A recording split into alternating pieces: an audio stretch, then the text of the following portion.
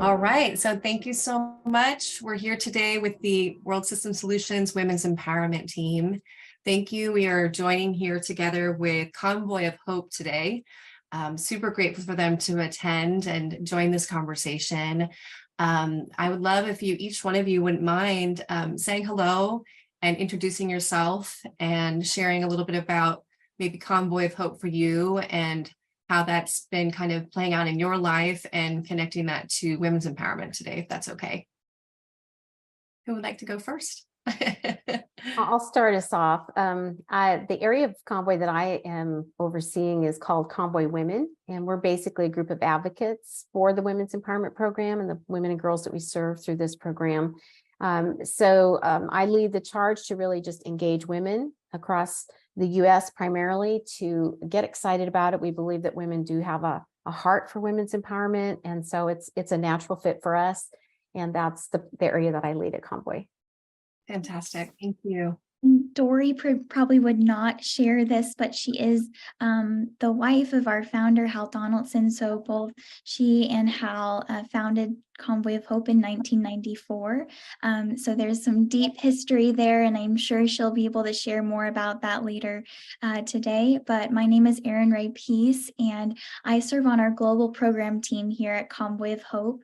Our global program team consists of our children's feeding program, our agriculture program, and our women's empowerment program. So I get to serve specifically on our partner relations team. So collaborating with different organizations, but also getting to represent and educate others on what we do. So this is a great space for us to get to share in that. So I'll pass it on to the next person. Thank you. That's wonderful. Thank you. Yeah. And my name is Alyssa Killingsworth, and I also serve on our global program team alongside Erin Ray. So we serve in 37 countries around the world, and women's empowerment is near and dear to my heart, being a woman myself, but also agriculture. I grew up on a family farm, and sustainable practices are really important when we're talking about food security. Which has to do with our children's feeding initiatives as well. On partner relations, we look for like-minded organizations and institutions to really partner and see how we can collaborate and maximize our impact in the field. So very excited to be a part of the conversation today. Thank you so much. Well, this is so wonderful. Well, we spoke a moment ago, but I'll say it again. We are here at World System Solutions joining together in these conversations, such as this one today, to help learn about excellent organizations like yourself that are doing such beautiful work in the world. It truly is an honor to be here with you all. We do see that it's just, we believe and know at this point, women becoming empowered is crucial to what's happening on the planet. We're going to be talking about that a little bit today. There's some of the most pressing world problems, as you know, going on, such as the climate emergency. World System Solutions is very deeply engaged in helping solve the climate emergency. Seeing that the climate emergency is far beyond what people maybe think it is. It really is just a symptom of a lack of equality, a lack of consciousness across the globe, really a symptom of fear in many ways.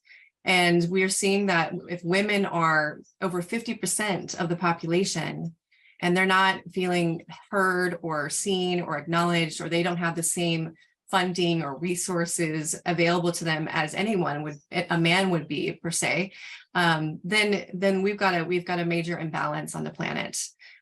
These imbalances have caused what we feel is the climate emergency. And so we're doing a lot of work right now, having these great conversations, and we'd like to hear from you more about that. I heard you about some of the work that you're doing, and how has that been? How does that relate at this point to you in regards to some of your experiences you've had with women, and how that relates to the climate emergency at this time? If you can kind of put those dots together, if that's okay. Absolutely. So I'll start us off, Reagan, and I know Dory and Alyssa will chime in from here to here. We just to give a little bit of context around what we do when it comes to women's empowerment through Convoy of Hope. We actually started this initiative in 2010 in Ethiopia, and it led to us expanding across now 18 countries, serving through women and girls. And we've been able to empower over 99,000 women and girls now since its start. And it's just an incredible growth we've witnessed. And all of that's just taken place place because of partnership and just this collaborative space on the ground. And what do we mean by engaging with communities and partnering with them at the local level? And that's entailed a lot of things, but I want to focus, especially today when it comes to the empowerment process with our women. It kind of stems in a few different directions. So I reference girls. We do after school programming with girls, and that's kind of integrated with us working in the schools and providing meals. We believe heavily in education. So our women are also receiving business training. And something that's really neat that we'll touch on today is the crossover that these women have. So when it comes to our agriculture program, so some women may go into a trade where it might be something like a cooking or starting a business where they're selling shoes or clothing, or maybe they have a skill in cosmetology. But there's also a space out here that's also very agriculture bent. And so why do we even empower women? And we really believe heavily that women are such early adopters. When we present techniques to them, best agriculture practices, anytime we present a new skill and just challenge them to dream for their futures, they grab onto it. So studies have shown that when you empower a woman, you empower her entire family, and that will spread to her entire community. So if we want to change, if we want to bring about change in the world, we believe heavily in starting with mothers, because we know that generation after generation, they're going to pour back into their kids. So I won't go on, but Dory and Alyssa, feel free to chime in. That's beautiful. Thank you. Yeah. I would just add to that too, even when Erin Ray said to start with mothers, it even goes back to the girls. And if we can educate girls, and we're even doing some boys empowerment where we're helping boys learn the value of women and how to treat women properly. Again, if it's all about us working together in the same space and women not being considered less than, it's really important for that. I heard an interview that Dr. Henry Cloud did with Malala a few years ago, and he asked her, why do we need to care about what's happening in the other parts of the world, in the other half of the world that we may never see?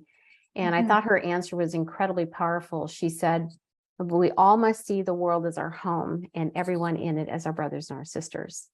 So I love that, because I think that it sets us all in the same playing field. And if we can help girls and boys and mothers realize that their value, that they are not less than. In the Maasai culture, women are even sometimes considered lower than cows, less value than cows. And so I was just recently in Tanzania and got to meet one of the women who's been empowered, who's a Maasai woman. And before we went to her home, we actually met with the tribal leaders. And the tribal leaders were so excited to receive us. They were just so warm and welcoming. We went to her home. We saw her agriculture business. We saw her raising goats and pigs. We saw her farm. She's growing some things I didn't even know what they were. And she also does beautiful Maasai clothing and jewelry. And so we were praising her, and her husband's actually joined her in the business. And we were praising her to the community leaders and saying, isn't it wonderful how they work together as a team? And the tribal leader said, oh no, this is all her. This is her. And they were so proud of her. They were grateful that we've come in and helped, because they said the whole community has been lifted. But the fact that they would say that about a woman is a mind transformation. It's changing the mindset of people and cultures. And so I think that's incredibly powerful. That's just a case in point that I just recently witnessed that I thought was pretty phenomenal to see that in that culture. It's powerful what you're sharing, and I'm hearing a lot about what you're saying too around the less than energy too. And we do a lot of work with that in World System Solutions, because a lot of it is what I feel what you're doing is you're empowering them to feel like they're capable of being whoever and whatever they wish to be, and that they can do anything equal to anyone, including men across the globe. And that there lies this kind of natural confidence that sounds like it becomes so, and then their less than energy hopefully just dissolves more and more. And it's so powerful, because that's not what it's been like for some time on this planet. Women have had a pretty tough go, as they may say, and it's still going on in these countries, as you're seeing so much so. And then, folks maybe in the United States, women are like having it a little easier maybe than that some places, and it's like out of sight, out of mind. So that's what we love about Convoy of Hope. It's like really reaching into the depths of everywhere in the world where people are struggling the most. It sounds like women are struggling the most. And these are the women that we want to help, right? It sounds like you're doing that. And it sounds like you've reached a lot of women. That's amazing. And it seems like it's growing. It's what we're reading online. And we also were looking into the economic empowerment information. I'm just looking at some notes here. What you are offering, financial education, vocational training, cooperative savings groups, micro enterprise business training, providing startup capital. It's really, really amazing. I'd love to hear more about that entire thing, because this is where it gets really powerful, what you're doing with the economic empowerment, because that is not what's happening across this world right now for women. We know that they feel very lacking in funding. I know of a few women that have just brilliant ideas. They would love to start a business, even in California, and they just can't get funding. And then a man walks to the table and says, I'd like to get funding for this business, and they have no problem. And that's happened to a couple of friends of mine. So this is still happening even locally, and we do live here in California. So love to hear more about the wonderful things that you're offering and about the economic empowerment piece. That's okay. Erin Ray, why don't you jump in? But I think, Alyssa, you also need to jump in too when maybe Erin Ray shares a little bit about a lot of our women in their agribusinesses. About 50% of the farmers that we train every year across the board at Convoy are women. So, again, mama knows how to do it best. Mama cares for her kids so much that she will do anything to feed her children. And we want to give her options, so she doesn't have to go without food so her kids can eat. She doesn't have to turn to prostitution to be able to provide. She has the ability, the capability to earn her own income. As a mom of 4 daughters, I want my children to know that they can do anything they want. They have an open book to accomplish whatever they feel like is their gifting and where they can add value to the world. But anyway, Erin Ray, I'm getting off track here. You jump back into sharing a little bit more about economic empowerment. Yes, and Alyssa, I'll have you talk more in the agriculture space, but when it comes to economic empowerment, a lot of people ask us, so they're just looking at it from one lens, but the reality in the context we work are so much gender inequalities leads to lack of opportunity for women to even pursue an education. So when you think about that cycle of, if there's no education, then they can't pursue, a vocational opportunity or a sustainable income. So just the opportunities are really lacking. And so when we partner with a community, that oftentimes looks like coming alongside these women, maybe identifying the mothers that are that maybe we've come alongside community leaders and they've helped us identify women that are mothers that would really qualify.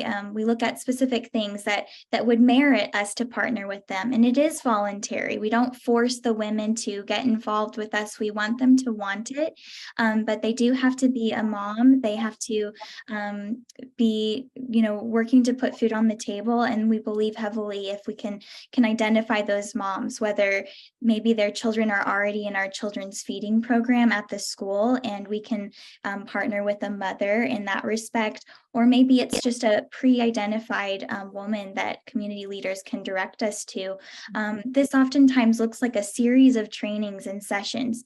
It starts by addressing her mental and emotional health. We really believe heavily at Convoy in holistic health. So not just addressing those skill sets and the financial education, but you can't necessarily put all the tools in the hand that is dealing with trauma and the healing that needs to take place for her to be as effective as she can be. And so we love to come alongside these women in a relational way, and then we can introduce some of those basic financial skills and training that will lead to us being able to equip her with seed capital, which would be in the form of a gift, in whether that's equipment for her business, store inventory, anything that would be required to get her off the ground. And then we just stay alongside her and we coach her for months ahead, and we follow up with her to make sure that she is still successful, but she's moving in the right direction, and that this can become her sustainable income, not just for short term, but long term. That's specifically in the economic space. Alyssa, do you want to speak to just some of the incredible partnership we can have with women in the farming space, small, large scale? It's beautiful. Thank you so much. Yeah. Yeah, absolutely. And something that I would highlight is our incredible team in the field. So we work with local staff members who know those communities, who walk alongside them and know the vulnerabilities, they know the women, and they can do a market-based analysis to see what opportunities really exist for those women, because we want them to be successful. And so we've tried every opportunity to learn more about what that community needs, but also what she herself is passionate about. So I love that. We were definitely looking into businesses that they are inspired for, they're passionate about, because we don't want them to launch into something that they aren't going to love deeply down the road. So one of those things is agriculture, and with Convoy, food security is really important. And so integrated programming is one of our approaches. And if we can empower a woman or a mother or a girl and teach her agriculture or farming practices, whether that's gardening or livestock, egg production, poultry, there's a lot of different ways that can look like. We're empowering them not only for income generation, but for also personal consumption for food security. So we look at food availability, accessibility, and affordability within those communities. And realistically, when they have more opportunities and options for food, that brings the whole entire community up. And as we know, women are very generous. And so they not only take care of their own family, but they take care of their neighbors as well. Yeah, that's wonderful. I so agree with you about this, the work you're doing to work with the mamas. It sounds like that that sounds like a very much part of the program, and it makes total sense. And I do know that mamas can be the mama bear. They're like, I have to take care of my family, and they just really are that. It's like this mother instinctual, need for survival and safety for the family that kicks in. So I can see where that's like a really, really excellent place to begin within these communities and working with the mothers. Do you also work then with the youth then? Do you work with girls empowerment? I thought I saw something there as well, working with the children, the young girls. Yes, Yeah. we do it. And typically in the schools we're feeding the children, a lot of times there'll be girls empowerment clubs that'll meet after school. And they go through, it's really a 3-year curriculum that they can go through for 3 separate years in a row, if we can have them that long. And we try to start as early as we can, because as you know, early marriage, early pregnancy are the 2 worst enemies of girls. And if we can help them also to stay in school through providing feminine hygiene products, which that's a huge thing in many countries and parts of the world where girls just don't have access to those things. And then they'll have to either drop out of school or they'll miss a week, a month, because they don't have the supplies they need. And so we can help them to stay in school. We know they have a better chance of surviving. Their income will increase up to 20%, studies show, for every year that they're in school. So it's a win-win for everybody. And it also it is breaking the opinion that girls aren't valuable enough to educate. So if a girl drops out, she misses a week, her grades are going to fall behind the male students. So it perpetuates the opinion that girls aren't valuable enough, aren't smart enough, not worth the school fees that it costs to send them. So that's breaking that societal opinion and norm when you can educate girls.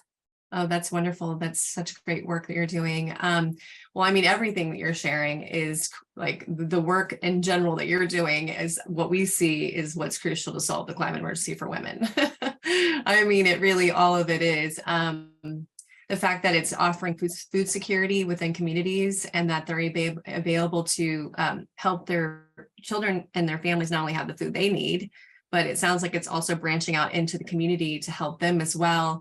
And then also the counterpart of that is that they get to feel more inspired, more creative, more empowered, feeling good about themselves at the end of the day. There's so much goodness to what you're all doing, and we just applaud it so much. It's so beautiful. And I'm sure it's not without some challenge at times to work within the dimension of some of these communities. I'm sure sometimes the stories are challenging, or I would just imagine that, there can be kind of a heart-wrenching moment or two that you guys also experience within Convoy of Hope, within the realm of women's empowerment. And as far as that goes, is if there was anything that you want to share that's feeling challenging at this time, or that you feel challenged by at times within Convoy of Hope with women, any way that we could be of a service, that we could all learn to collaborate more together. We certainly are here to help move things along for as many organizations as possible, so that we can all be more of effect to the world. If there's anything like that you'd like to share, we'd be open to hearing. I can share something. Yeah. I think we're all kind of waiting. But one of the things is Convoy is a relief, recovery, and development organization. And so unfortunately, when we work with those marginalized and those most vulnerable, they're vulnerable to climate shocks, but also disaster scenarios. So whether that is natural disaster or slow onset disaster, they have to deal with that within multiple times of their lifetime. So for those areas, sometimes it can be very hard to work in those areas with women and families who year after year might experience those hardships. So something that we would appreciate help with, or something that we try to help with, is knowledge. So how do we avert risk? What does risk mitigation look like? How can we equip them with the knowledge to be ready, so that they can have a harvest this year, they can have food security for their family, their businesses will survive. So those are techniques and trainings that Convoy is working really hard to do through our global program, as well as our disaster response. So for your offer and on what that looks like, coming alongside with funds for disaster response or development opportunities, those are the topics that can get really challenging and hard. But it's also very encouraging. It gives us great opportunity to speak into their lives and be there for them year after year as we're growing their sustainability. Oh, that's wonderful to share. Yeah, we're hearing you, because that's what we're hoping to do as well, is to educate and create the ability for communities all around the world to have the resources they need in education. They need to work within the realm of what just is happening. Some of these disasters are happening, and they're kind of ramping up. I think that we can kind of see that starting to happen. The climate emergency is very real, and things are ramping up a bit.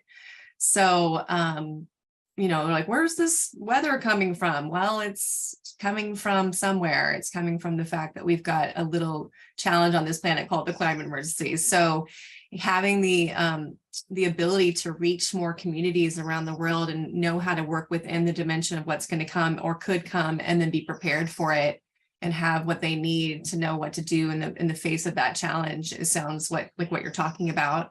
And then also having disaster relief assistance, which is also huge and key right now. And it's so wonderful you're doing that work. We can only see that, we wish that to say that would lessen over time, and it might be increasing a bit right now. So that's why we're doing this work. We're doing this work to say, okay, like, things need to change. We need to come together, and we need to collaborate. And so, yeah, in reference to that question that's coming forward is, what do you feel that, we're back to women, what do you feel like women bring to the table that is unique and different than men, and is crucial at this time to help balance the scale across the globe? Like, what are those unique characteristics? We spoke about a little bit about it, but if you could just kind of share that, because that's what we feel at the Women's Empowerment team at the WSS, is we're learning about the unique awesomeness of women that is just simply different than men. It's not better than, it's not less than. We just have different energy systems. We're made up differently. The way that we think, the way that we feel, the way that we act is just different. And so if that's not being brought to the table into humanity as it evolves, then we're missing very important pieces that helps humanity evolve into consciousness. So what has been your experience with that? What is it about these women all around the world and all these different places that you get to be a part of and see in these, countries that some I'm sure I've never been to? And so what has been your experience with women and what they bring to the table? That's crucial at this time? A great question. And I would say so many things, but I think that women, I referenced this earlier, but they will put every resource that they themselves earn back into their household, not only their household, but also the women around them. We saw even in Guatemala recently, one of our participants who has a broccoli farm, but also on a large scale vegetable production. She's learned techniques from our agronomists on the ground, and she didn't stop there though. She has been training the women in her community to do similar techniques, organic, just things that she's learning through our agronomists that are coming alongside her. She's like, I'm not finished yet. You've empowered me. Now I get to share it with the women in my community. So she has so many women that she's been able to help establish their own gardens, and it's transformed the entire community. So when you think about that, I think that women have just this beautiful heart of just they want to help, and it never stays just with them. And I do believe that is unique. We are seeing that men are starting to have some shifts in mindset as well. And that's maybe another area where we're continually seeking out wisdom and discernment and working with our field staff on how we can bring this women's empowerment full circle, whether that's through the boys, through the husbands, the men in the community, so that they too can recognize these women, they're gifted. And when they are taught and when they are educated, or they're given a skill set, they'll run with it and they will produce more and abundantly more than anybody expected. And she will be a leader in her community. She will have great influence, and she will use it for good to meet needs around her. That's something that I just have been personally very impacted by. Dory, Alyssa, anything else that you feel women have brought to the table? Just one quick thing, and what you're saying and what's coming forward and what we're learning so much about women too through our work at the WSS is they're collaborators. They want to help. They want to give. We're such givers. Sometimes more than we receive. We're working on balancing that, because I feel like maybe there has been such a deficit in some way in humanity for so long.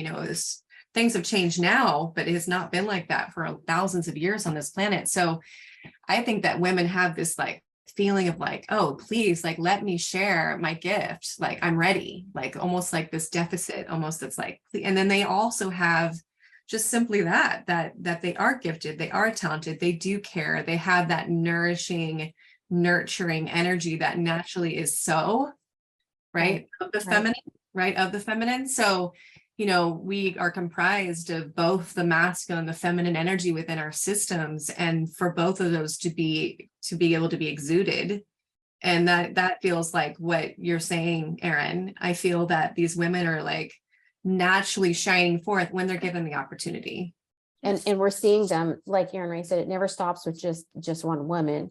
We're seeing other women have to hire other women. Number one, because their businesses grow. Number two, they maybe see a need. There's an example of a sister and a sister-in-law who the sister-in-law decided to give half of her business away to her sister because she was in such great need. And then I think of Martha in Tanzania. She empowered another woman, and we've had women say, well, if we take a little bit less, can you help us empower more of our sisters? So again, it's that selflessness that we tend to have, because we want to help more. We want to see everyone succeed. We have mothers clubs that meet also, that are kind of a precursor almost to some of the economic empowerment that mothers clubs meet, and it becomes a community and a support group for the moms who find fellowship in other moms who've had struggles. And sometimes they'll have cooperative savings groups that they'll start within those mothers clubs that will help them save for emergencies. If they need to expand their business, they have a way to borrow from the savings group. And it's separate from any government agency that might be corrupt or have high interest rates and those kinds of things. And they're able to do so much with those. My daughter was on a trip once, Lauren, and she saw a graduation of a cooperative savings group. And she says, Mom, you wouldn't believe all the money that they were giving out. They were all just having a big party because they all made money. because they saved in their cooperative savings group. And so she was just so impressed with that. Yeah.